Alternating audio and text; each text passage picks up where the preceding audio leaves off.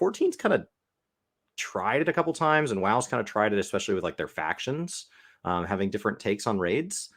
But ultimately, like Guild Wars does it the most. Why do you guys think that other MMOs don't? Star Wars: The Old Republic is the only one that I think goes a little further. Because you think can you explain that? Yeah, so Star Wars: The Old Republic is, if you've ever played, I mean, it's early BioWare, right? So think Mass Effect, right?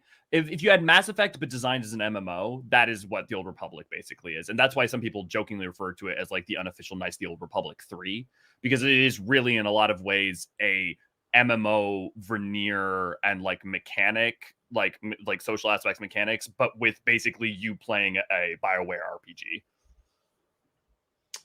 Interesting. I think it's somebody that's like, I've basically played like kind of the top 40 equivalent of MMOs. Like I tend to stick to the ones that have the population behind them. Yeah. You know, so over my time in full time, like people kind of slowly helped me dive my feet a little bit wider and further than my friend group had kind of dragged me into. I found that really shocking in Guild Wars, that like I made a choice and that literally just took me left. And then, you know, so like imagine we have to take out a power plant. And so one of us is going to have to take out the ceruleum tanks and the other's going to have to take out the engineering bay. You would literally make a choice, and that's the only one you would see.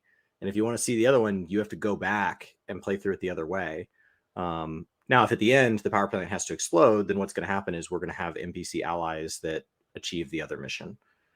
So there's still a little bit of flatness. If you like that, you should definitely check out The Old Republic, because it does that way more than I would say Guild Wars 2 does. And the thing that's a little sad is Guild Wars 2 did it more at launch. I think one of Guild Wars 2's biggest issue for like people who don't just like touch in or who are like longtime players is that it's one of the MMOs that where it is the most it's very easy to see different people are making this game at different points in time. Different writers are writing it, different developers are developing. Like you can really sense that if you play it for a long period of time. Yeah, their ARR equivalent, their first one, really experimented with storytelling a lot, and they got away from that in the more recent expansions. But that's not wildly different than like when I watched somebody play Final Fantasy 14 for the first time. We're about to have a whole lot of fresh time.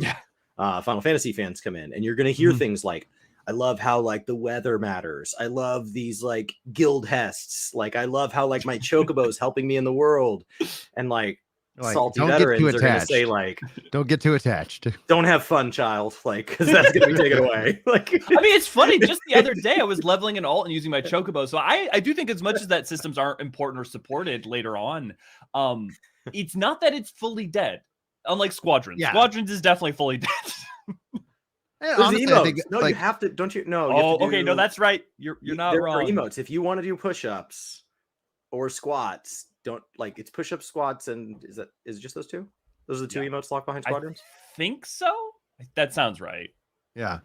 So to answer my own question, but that was actually interesting. I was gonna say, Chris, like if we want to like set some time up, maybe in April to jump into Knights of the Old Republic, like the MMO, I'll happily go and play with you. I played it at launch, and you know, it was something I picked up and put down, but it's, you know, it's been out for a while. It's still there, and honestly, I don't feel like I have like any level of like expertise on that. So that might be interesting just to have that as just a like, yeah, this is how they did it and did it differently.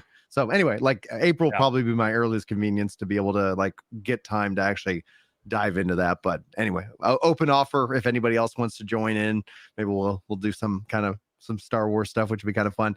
I was gonna say Dragon Quest III remake. I'm really hoping it comes out this year. Like if we look forward to the year, we don't truly know what's coming out, but that's the one game that I'm just hoping that they would talk about last year, because they announced it. And now we're left waiting. So I'm hoping that that's a 2024 release personally. Did any of you guys catch the Xbox Direct yesterday? Because I was curious to see if you have any games from that you're interested in. I didn't catch all of it. I did check out the Indiana Jones because of, ironically, not actually so much because of Indiana Jones, but because of, I'm forgetting the development team. But I really loved Machine Games. Machine Games, because I really loved New Colossus and New Order. Yeah. Chris, how about you? Did you get to check out any of those news? I did not. I've had some YouTube on while I've been reorganizing my office here in the background, and the number one recommended video is developer reacts to developer something. And I'm like, no, I'm trying to like listen to something that I don't need to watch.